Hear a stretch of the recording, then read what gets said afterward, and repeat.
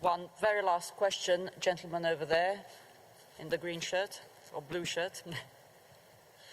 Julio Noel Rauseo, Ellis News Group. Your thoughts on domestic extremism? Are the NATO alliance countries concerned about the uprising of domestic extremists and the potential they could deal with terrorist-sponsored nations?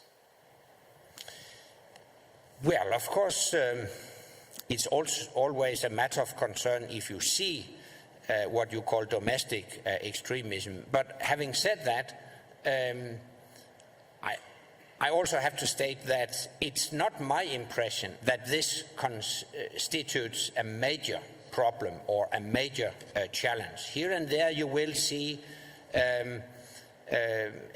extremism or extremists, but I do believe that we can handle that within our free societies in full respect of the basic principles on which we base our societies. But of course, we are aware of that aspect, and of course, NATO nations have also, during recent years,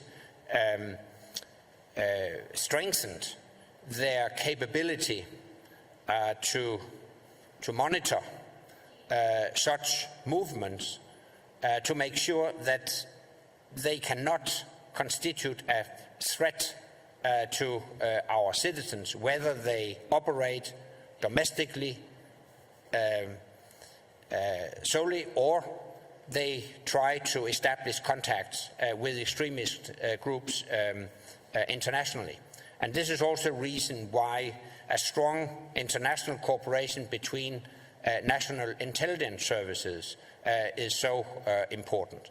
So, of course, we are aware of that. I do not consider it a major problem, but, of course, we monitor the situation, and we will resource our relevant institutions and services appropriately to deal with that challenge.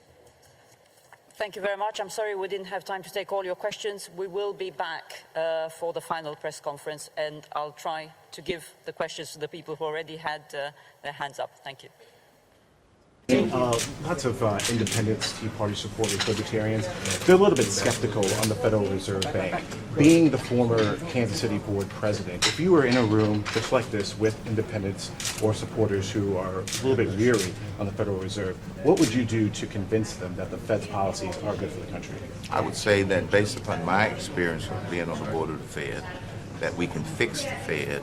We don't need to end the Fed. If you end the Fed, that's throwing the baby out with the bathwater.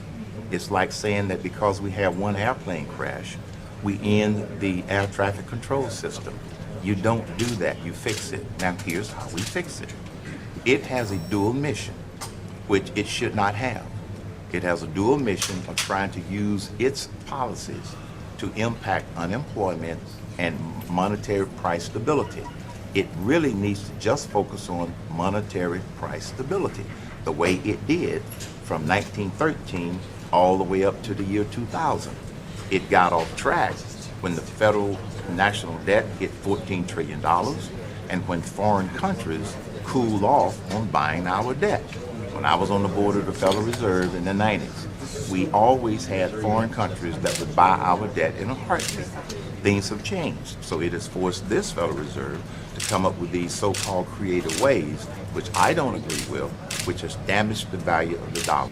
Mr. Secretary, you mentioned about the drought, your concerns about the drought, especially in the Midwest. With drought-resistant seeds being discussed more out in the open, how will USDA go forth with drought-resistant technology? And secondly, huge concerns throughout the country on the safety of GMOs for human consumption.